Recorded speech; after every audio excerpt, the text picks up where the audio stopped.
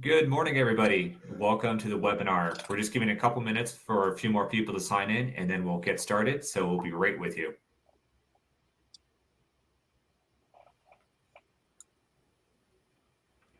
Yeah, in these last couple minutes, you might want to take notice of there should be a chat along the side that we're going to be using throughout. So you could put any questions or comments in the chat, and we could address those during a live Q&A at the end of the webinar. Or if you just want to say hi, let us know where you're dialing in from today, go ahead and engage with each other in the chat. But thanks so much for joining. We'll get started in just a second.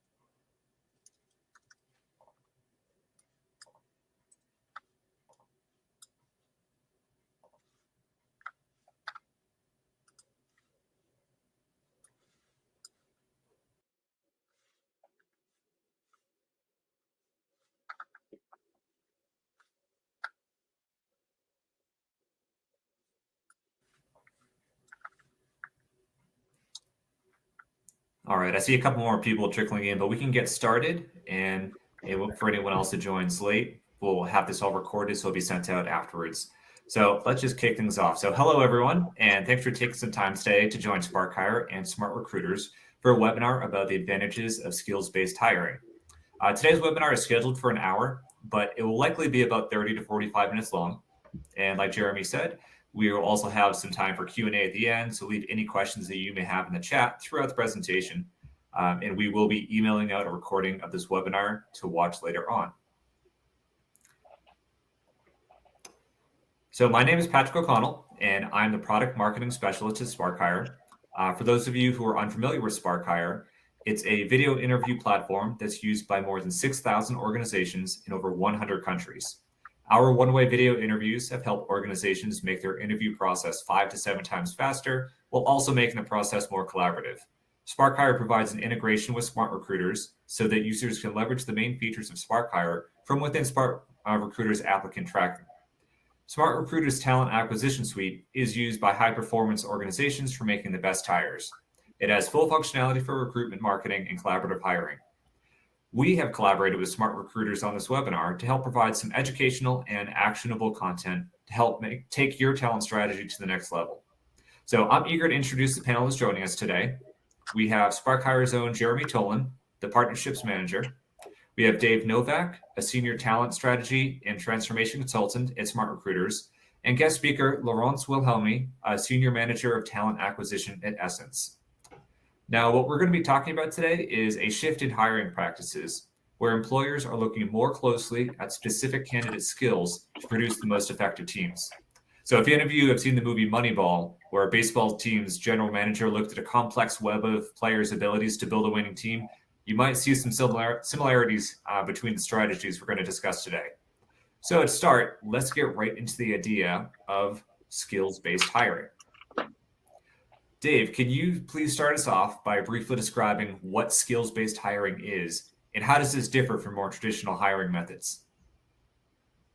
Yeah, absolutely. Thank you, Patrick. And thank you to the Spark Hire and SmartRecruiters teams for setting this up. Thanks for joining, everybody. So hiring for skills at its most basic level is just the idea or belief that somebody can be successful in a role because of their skills that they possess, rather than as opposed to, just previous experience or a certain degree being an exact match to the job that you're hiring for. So I think we all remember, our first recruiting job, or I'm old enough to remember my first recruiting job, where the basic function that you were doing was matching up what was on the person's resume with what was on the job description. If it was a match, then the candidate was viable. If it was not a match, then the candidate was not viable. Well, it's 2022 now. We've come so much farther in that, in our ability to assess. We have different tools, we have more data, And we know that somebody's ability to be successful in an organization and in a role is so much more than whether or not they've done that specific job or whether or not they have a certain college degree. So hiring for skills is just the idea, it's the acceptance that that is true. And then it's the ability to define those skills and assess against them for an organization. So once you accept that, the organization has to go about the work of defining what those skills can be for any given role. And then once you've defined them, you can assess them. And this kind of assessment is much more nuanced than traditional experience-based hiring. And it takes more work, quite frankly. Lucky for us, we've got good tools, and there's a lot of data to go around to help support that. And so hiring for skills is a very important data point in your decision-making process when you're making hiring decisions. I also want to note that, how it is different than solely experience-based hiring. It's not a direct replacement for experience-based hiring. Like I said, it's a very important data point. If somebody has the requisite skills, they might have picked up those skills from any number of channels, different roles that they've had, training, personal endeavors, things like that. But it doesn't mean that you're now ignoring their previous experience because they have skills. It's, like I said, it's a heavily weighted data point, and it's something that needs to be really strongly considered as you're assessing talent. So that's, in a nutshell, how I think about hiring for skills. And yeah, I think that's, Laurence or Jeremy might have more to add, but that's my point of view. Yeah, that's a great overview and a great foundation for what we're going to be talking about today. And in terms of differentiating between more traditional styles and skills-based hiring, Jeremy, can you talk to us about what would be some of the classic pitfalls of traditional hiring? And how does skills-based hiring work to avoid those types of challenges? Yeah, to Dave's point, I think the more traditional or pedigree-based might be where a candidate has an impressive education or previous employer, but what we're realizing is that doesn't necessarily mean that they have transferable skills or even the ability to learn necessary skills to be successful in the role that you're recruiting for. So the pitfall ends up being that you might end up hiring an underqualified candidate if you're not practicing skills-based hiring.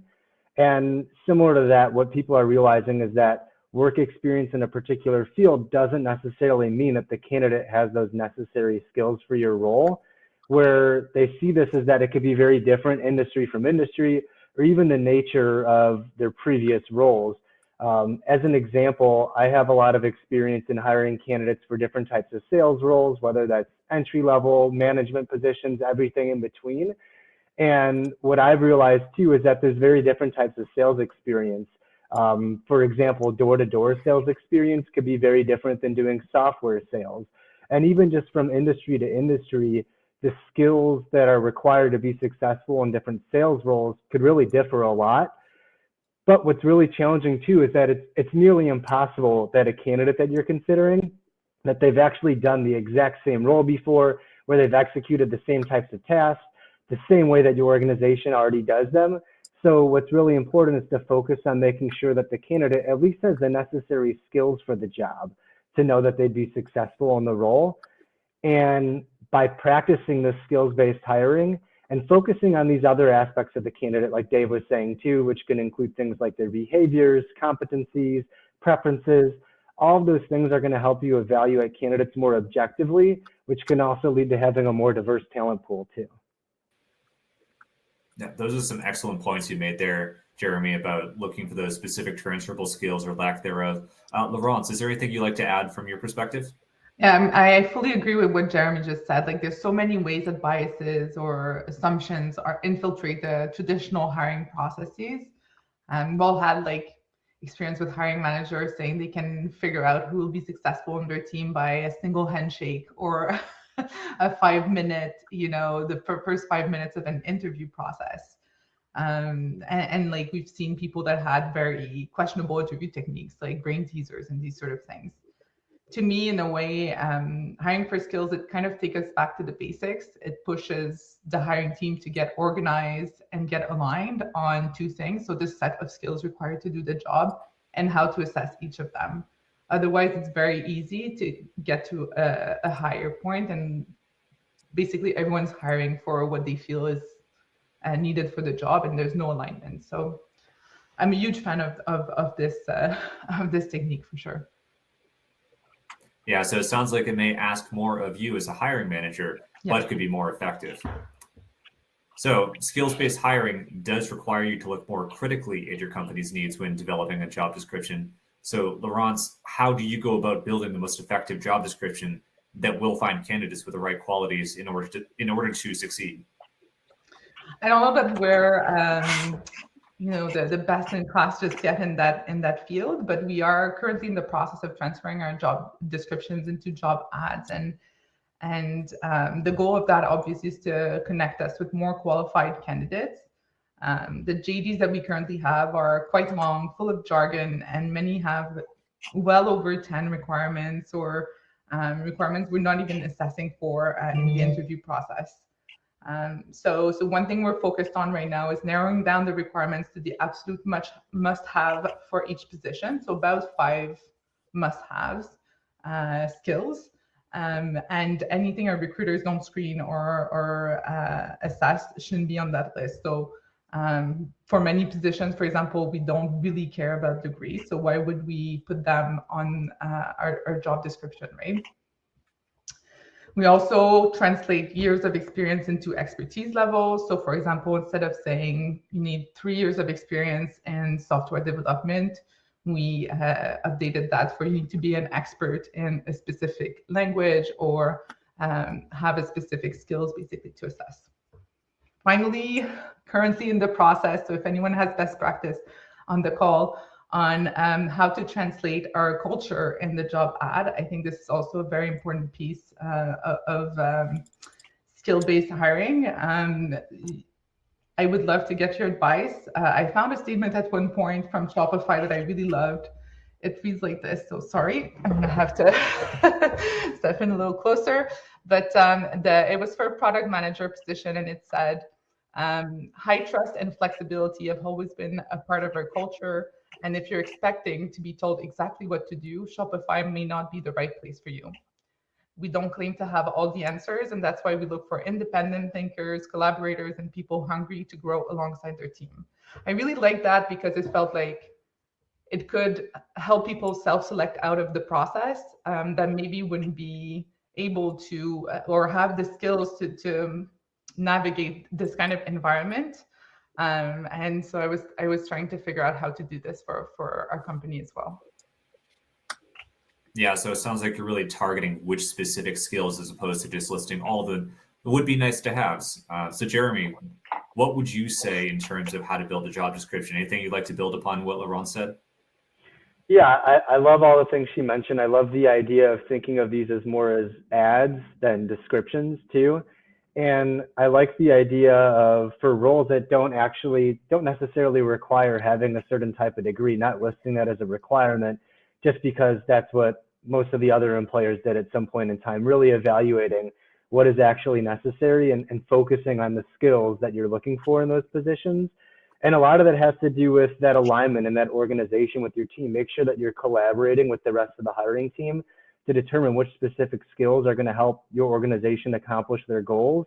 And think about the skills that a candidate's going to need to not only to succeed in a role, but also just your company at large. And which skills does a candidate need to already possess before they even start working at your organization? And which ones do you expect to be able to train them on and coach them up on? And when you're building out these descriptions or job ads, be really specific as to why candidates will need to apply necessary skills instead of just falling into that trap of listing a bunch of buzzword skills in your job ads. And that's super important because it's going to help you set clearer expectations for your candidates. And it's also going to help guide your candidates on how to explain to an interviewer that they possess these skills so that you can more easily or accurately make a good hiring decision about the candidate. And don't just get organized and aligned with your team in the beginning of this process. Continue to tinker with this and collaborate with the rest of your team to reevaluate your job ad, just like Laurence's team is doing right now. Yeah, those are some great points as well, Jeremy. Dave, I want to give you a chance. Anything else you'd like to add from your perspective? No, I think Laurence and Jeremy made some excellent points there. I think as it relates to job ads, yeah, there are ways that companies can actually determine the behaviors and the skills that successful people in those roles have, and you leverage those in the job description. And a lot of times, they'll look at the folks that they already have working for them. Let's say you're hiring for a project manager, and you have a rock star project manager that works at your organization.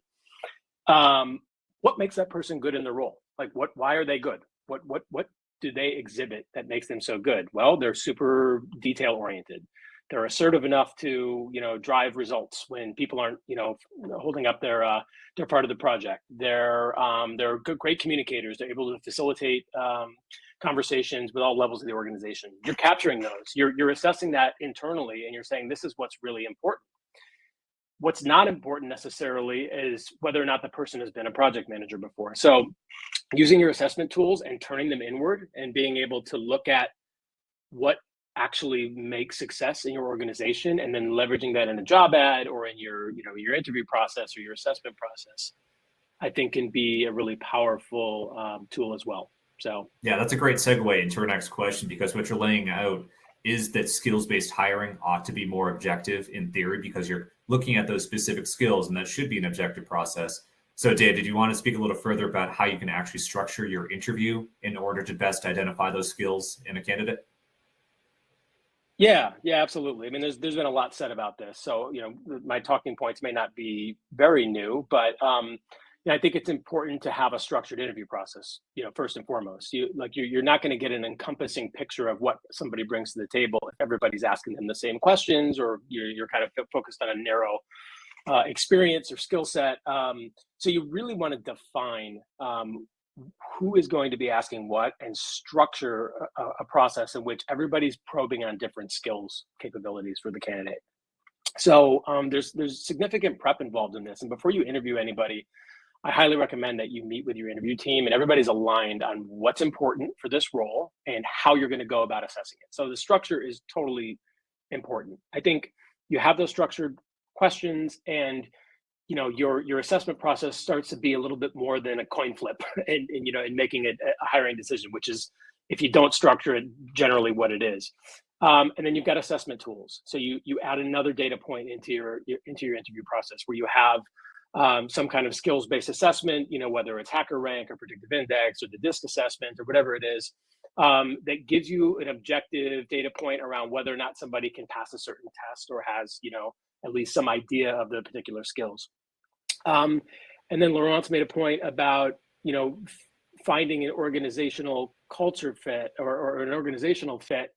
And that's where you take time to define your values, because ultimately the company's values are really what the culture is. A culture can be hard to define, but it generally boils down to values. So how do you assess for values in an interview process? And that should be part of your structure as well. So you've got everybody asking different questions to get an encompassing view of the whole person. You've got competencies, you've got experience, you've got skills, and you've got the person's values, and then you've got like an assessment to boot, and that should give you a pretty good idea of what that person's all about. And so the structure is important, and it's the holistic approach of looking at the whole person and how they might fit. And that's generally, I think you'll find that if you take that holistic approach, the skills and the competencies will be what people are talking about in the debrief session, right? They're not going to go into the debrief session saying, well, this person's never been a project manager in a software company before. They're going to say, wow, this person blew me away with, their examples of how they could be, manage a complex project, regardless of what industry it was. They're going to talk about those skills and those competencies because those are going to stick out as more important. So, structure, encompassing, measuring the whole person, including values, using assessment tools. Those are all some of the things that I find to be really, really important in the interview process. Yeah, it sounds like you're really digging down to what the specific values are that you're looking for. And so there's going to be a number of ways that you can do this and how to structure an interview to really get down to those ideas. So Jeremy, do you want to talk about ways that you've used to structure interviews to identify those skills? Yeah, I mean, I don't think I have a ton to add. I think Dave pretty much nailed it with that. I think it's worth stressing what Dave said, the importance of incorporating more team members into the hiring process. That's going to help you overcome just individual biases, but just having that alignment through the entire team, knowing what skills you're assessing, knowing how you're going to be able to create that selection criteria to understand if a candidate should make it to the next step of your process or not. And then the importance of just documenting all that feedback in your applicant tracking system or CRM, having that all documented is going to be hugely important. And when you think about the actual interviewing process or interview questions, really hone in on questions that are going to let candidates tell you how they'd act in hypothetical scenarios, instead of just asking them about giving you examples of their past work. And make sure you have this consistency, that you're asking consistent questions from candidate to candidate. Yeah, those are all great points too. Laurence, I want to give you a chance. Any other tidbits you'd like to share about interview structures that work for you? No, I think you both covered that pretty well. So one of the things that like I want to stress on my end is really the consistency piece. Asking everyone to jump through the same amount of hoops and going through the same questioning line is super important. This is really how you get calibrated in your interview process and in your skills assessment. So that would be just the one piece I would like to add. Great. So one of the things that we keep on talking about is not just having the previous experience doing the exact same thing. Some things are going to be transferable skills and soft skills. So I want to go through each one of you and ask, what are some of your favorite interview questions to help assess soft skills during that interview? So Laurence, if you want to kick it off, what's some of your favorite soft skill questions? Well, early in my career, I was told I interviewed very negatively, and because my favorite interview question was, "Tell me about the last time you failed," and I didn't really take the critic seriously, but because this question was really, really excellent at getting me to see like how people persevered and if they learned lessons from the times they failed, or if they just like brushed it off, who had the onus of responsibility in the failure. Was it them? They attributed it to external factors all the time. So it was a really interesting question. But then I myself went through an interview process where interviewers only asked about like my darkest, most miserable times. And that was really painful. So lesson learned. So now my new favorite interview question has been, tell me about the boldest, most courageous decision you ever took. And that allows me to go into a line of questioning that's around like how they make decisions, what options they consider, how they make trade-offs, managing stakeholders, achieving objectives, these sort of things. So it's a really helpful question, and the candidate feels good at the end of the process, which is also a bonus for candidate experience. Yeah, absolutely. That gives me flashbacks to interviews. Yeah. And I think that asking about a bold decision, sometimes you fail, sometimes you succeed. So you can see how people react in those different situations. So it opens it up and gives them more opportunities. So I like that. Dave, how about you? What's one of your favorite interview questions for soft skills? Yeah, sure. So I usually, I think a lot of times in interviews, they tend to focus on whether or not somebody's done something before, and they think, okay, this person's going to be asked to do this, so have they done that before? And then you kind of check a box. I like to ask how they did it, because I think that's when the skills kind of come to the surface. So, you ask about an achievement, just like a very standard interview process or question rather. And then you ask how they did it. And then that's when you kind of determine, you're able to really measure what they gravitate towards and what they excel at. So did they do it primarily through relationships, and or did they do it through sitting at their desk and building an Excel model? Or did they do it through systematic, meticulous, project management skills? There are so many different ways to go about tackling a problem, and oftentimes people gravitate to what they're good at, and that's in how they get something done. And so I think that asking somebody how they achieved it, okay, so that's great that you did it. How did you get it done? And then you can take note of what might be relevant for the job that you're talking to them about. So it's oftentimes I want to get to the how rather than the what. Yeah, I like that one a lot too, because I've learned things like that where you figure out when you're faced with a problem, do you want to think about it? Do you want to collaborate with people? Or are you the type of person to get up on the board and start brainstorming on a whiteboard? So good ways to identify what type of person you'd be working with. Jeremy, how about you? What's your favorite soft skills question? Yeah, these are awesome interview questions. So something that's really important at our organization that we've noticed helps lead to success in most, if not all, of the roles. And one of our core values is keep improving. So we like to see if candidates are coachable, if they're focused on continuing to improve, if they have that individual personal accountability, because I think that's so important for a lot of the roles that we recruit for. So we like to ask about what's one skill you'd like to improve upon. And it's interesting to hear that type of awareness that the candidate has for what they're good at already, what they need to improve upon, and also taking that further about understanding what steps that they've already taken to improve on those skills, what they plan on doing. And usually you can kind of see how that correlates or can turn into them having certain skills or just having that type of coachability to be able to make those improvements and continue to excel in your organization. Yeah, also important, it shows a level of self-awareness, and that's going to say worlds about the candidate about whether or not they'll be able to improve in the role moving forward. So those were all some excellent questions that should really help out finding quality candidates that could be easily overlooked if you're only looking at things like past experience.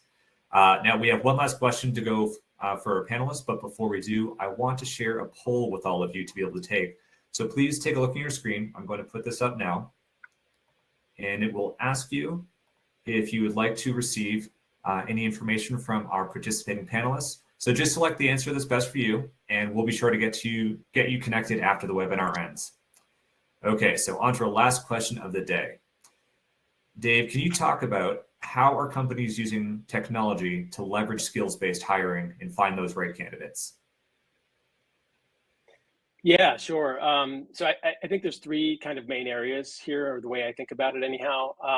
The first is using technology to identify the skills across the marketplace, right? So a lot of our main sourcing channels have gotten a lot better at kind of highlighting skills based on, it's not just a standard resume. I mean, for example, LinkedIn is probably a pretty common sourcing channel. They're now listing skills, and everybody has skills listed on their profile, and there's technology and tools now that will help you scour all of LinkedIn for the skills that you're looking for. So you're no longer just looking for, again, whether somebody's done a specific job or has a specific degree. You can actually identify if somebody's done or somebody has the skills that you need for a particular role. And there are now tools that can do that for you. So sourcing tools that can leverage AI to bring those skills to the forefront for your sourcing teams or your recruiting teams, I think are the first way. And then it's the technology and tools to evaluate the skills once somebody has made it into your interview process. So whether it's upfront screening through AI, whether it's video interviewing, one-way video interviewing capabilities like Spark Hire. I mean, this is a fantastic tool for somebody who, there are many sales jobs, for example, where it really helps to be extroverted, and not all of them, but some of them. And a one-way video interview can kind of help you determine that really quickly in the assessment process, because you all know good salespeople, they can talk to a wall if they need to.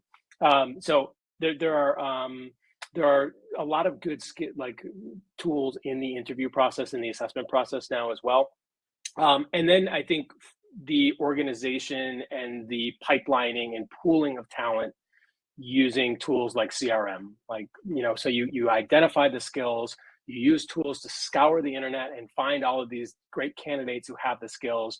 You use tools like Spark Hire or SmartRecruiters or Smart Assistant to actually evaluate those skills in the interview process, and then you can proactively kind of pool and pipeline talent using like a tool like a CRM tool. So those are the three ways I kind of think about technology helping in the skills-based hiring arena. But I'd be curious to see what Jeremy thinks as well. Yeah, Jeremy, what have you got to chime in with for technology use? Yeah, I think Dave covered a lot. There's so many different types of assessments that are going to let you actually test against to see if candidates possess certain skills, whether it's basic office skills, different types of psychometric tests, other types of technical skills. There's so many great assessments out there right now. I'd obviously feel, how could I not talk about using video interviews too, because it's such a great way to learn more about a candidate's skills and also just make more collaborative decisions. in particular, Spark Hire offers a one-way interview where you could set up some questions in advance that candidates record video responses to on their own time before a deadline. And it's really beneficial because it could help you evaluate more candidates in much less time. And what that can do is help free up your time so that you can evaluate candidates' skills more closely, and also just tinker and think about how you can make more hiring process improvements. And so when you also just think about freeing up time, using something like applicant tracking or a CRM, that's going to help you automate communication and other redundant tasks to just help you free up that time so that you can focus more and spend more time on evaluating your candidates more closely. And then also earlier, I mentioned documenting feedback in your ATS or CRM. And that's so important too, because a hiring manager from your organization, they can find a really awesome candidate that might have applied to a different role, but they realize that they would have really great skills for the one that they're hiring for, and can easily pick up that candidate and reach out to you about considering that candidate for a different role. So using things like applicant tracking, video interviews, different types of assessments are all hugely helpful. Excellent. And Laurence, any other technology bits that you are using that are working for you that you'd like to add on to the conversation? No, not really. I'm working with Dave actually on implementing a lot of this in our team, and I can definitely see the benefits of working also with Spark Hire and the one-way interview. I think Jeremy is perfectly right. Like just getting a broader pool of people to interview. We do this a lot with campus recruitment or other types of processes where we want to hire a lot of people, but a lot of the resumes are good. So this is how we differentiate it and make sure that the people have the right skills to join our company. So big fan of technology to helping my team and streamline the process. Excellent. All right. Well, thank you all so much for your insights and information about skills-based hiring. And at this point, we would like to open it up to the audience. So please, if you do have questions for our panelists, just drop them in the chat and we're going to get them answered. I did see a few come in while we were talking, so let's kick things off. First one that came in was, let's see. As a recruiter, I totally agree and can see the advantages of skills-based hiring. How do we get hiring managers on board with it too? So I'm going to open it up to the panelists. How would you get hiring managers on board with this approach? Well, I think Dave covered it at the beginning when he said like an unstructured interview process is a little bit of a coin toss. There's a bunch of studies out there that show this, and hiring manager don't want to have to hire someone again in 6 months because the person they hired don't have the right skills for the job. I also think it requires previous relationship building and influencing with those hiring managers. So it is not always easy, but you have to go with the facts and try to find as much information as you can. Essence is a very data-driven company, so this is how we go about everything we do. We start with stats. Yeah, I totally agree. I mean, I think it's about, I mean, the hiring manager has to trust your assessment process, right? They have to trust the interview process, and that happens through, having success with your recruiting or talent acquisition team, and knowing that they're looking at the right things. It's all about setting the right expectation in a kickoff meeting. So kind of setting this line that says, all right, if this person has this skill, this competency, this value, are we moving forward with that person? And if everybody agrees that this is what we're looking for and this is what we're going to do in the interview process, then you can kind of get them on. It's about setting that right expectation up front. And when you set that expectation, you can come back and say, remember what we said at the beginning of the process, is that these were the things that were important. And now we're at the end of the process, and this candidate had this experience or this, these skills. And that can help a lot. I think it does behoove you though to make sure that you have the right skills. And there is a lot of change management, and people are caught up in the way of thinking of what makes sense to them. So there's definitely a lot of influencing, and I totally agree with Laurence. You need to have that relationship and trust to start with, and you need to have examples of how this has been successful, and you got to have data. So. Great, thank you both. I'll kick the next one to you, Jeremy. Someone asked, can you please comment on employers who underemploy staff with good skills, and what are the implications in the workplace of having employees without the right skills? Yeah, hopefully I'm understanding the question correctly. If not, just chime in, leave another comment in the chat, and we could address it more deeply.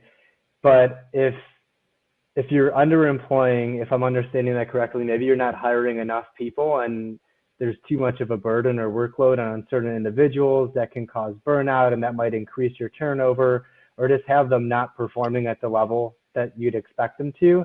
Or if there is some kind of skills gap that you ended up hiring to where they just are underqualified for the role, those can lead to a lot of the same things where an employee might feel overwhelmed, they're just not capable of performing at the level you need them to, and that's going to end up maybe resulting in even them getting terminated, which then you just kind of have to start from square one again and start recruiting from the role again. Dave, Laurence, anything to add there? Have you seen what happens if you have people without the right skills in the workplace? I think then people who have the right skills are discouraged, right? It's not a positive work environment. They'll just leave, and it creates a weird underperforming culture. So that's why a structured interview process, skills-based hiring is so important.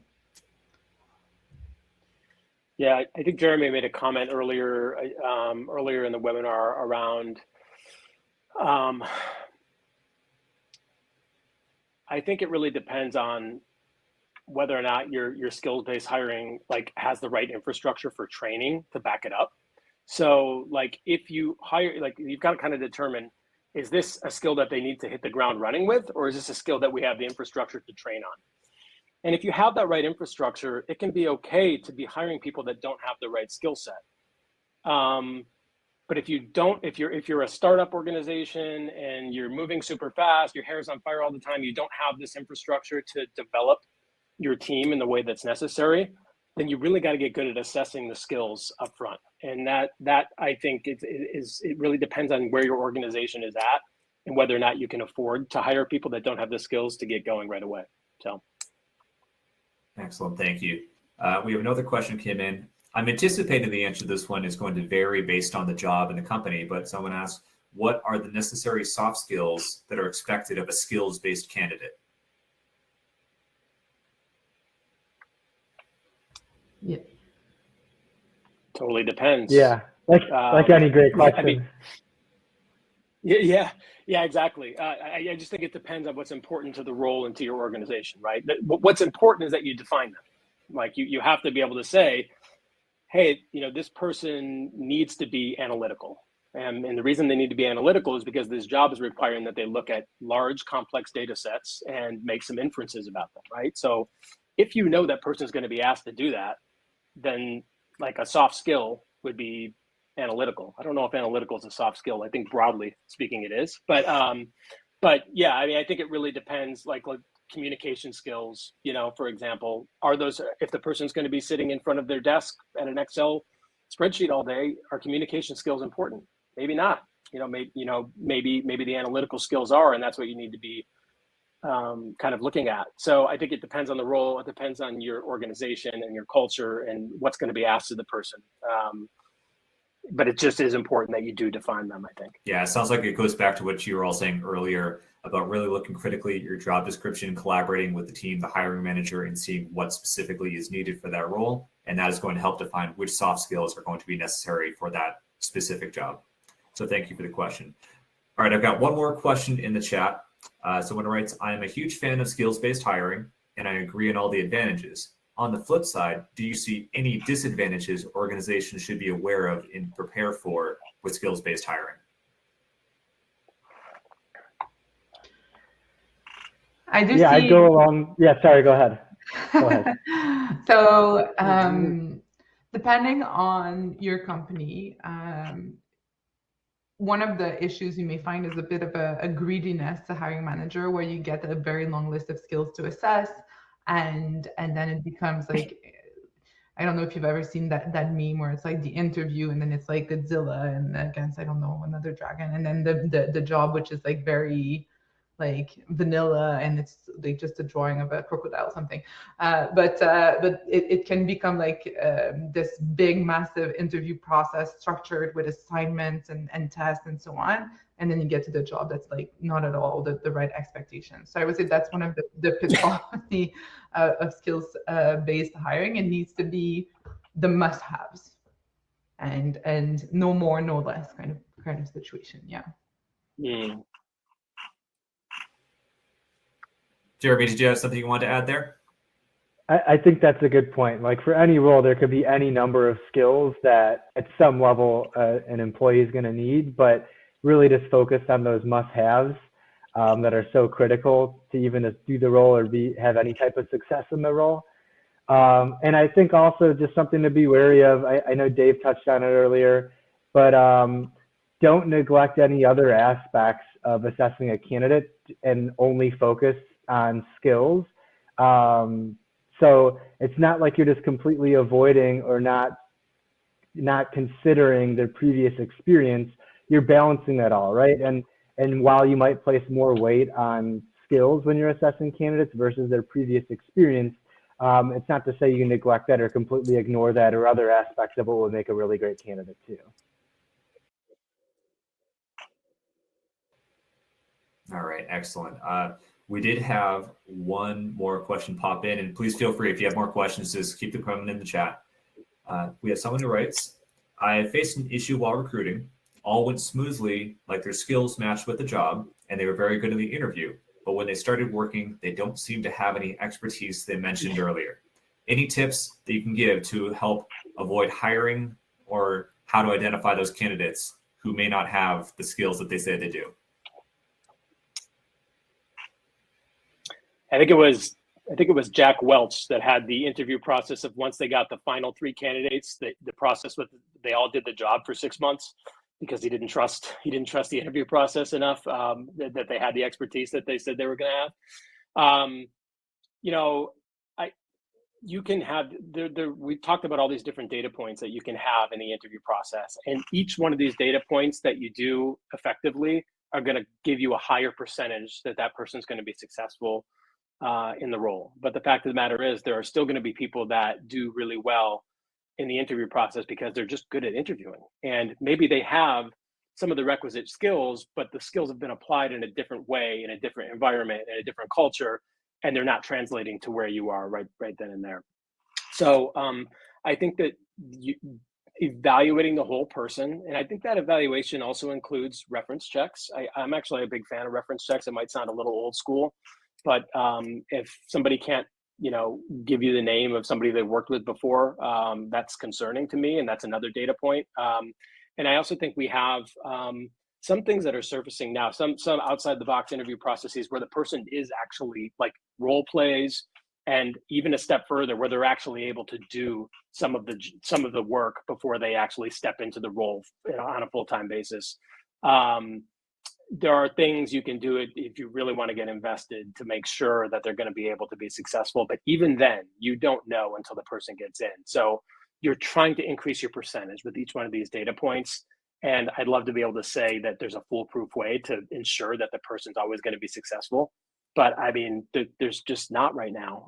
Even with all these great tools and things that we do in the interview process, we're getting much, much better, but there's no foolproof way.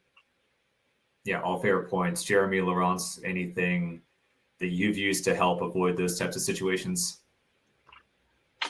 No, I'm aligned with what Dave said. Like, there's no foolproof. 100% of the time, you hit it out of the park way to hire anyone. But this is as close as you can get. Is like using different interviewing techniques to make sure that you're like probing a bunch of different ways for a specific set of skills. Otherwise, yeah, there really isn't, a 100% hit rate that you can get at hiring, unfortunately. Yeah, for sure. It's not an exact science, and maybe there's something that you can learn from a specific experience or scenario where you ran into this with a new employee, and you could help figure out how to work that into the interview process to address that. Maybe there is some type of sample of work or an additional interview question you could be answering to avoid that situation. And then something that I thought was interesting that David mentioned earlier is using a lot of how questions throughout your interview process.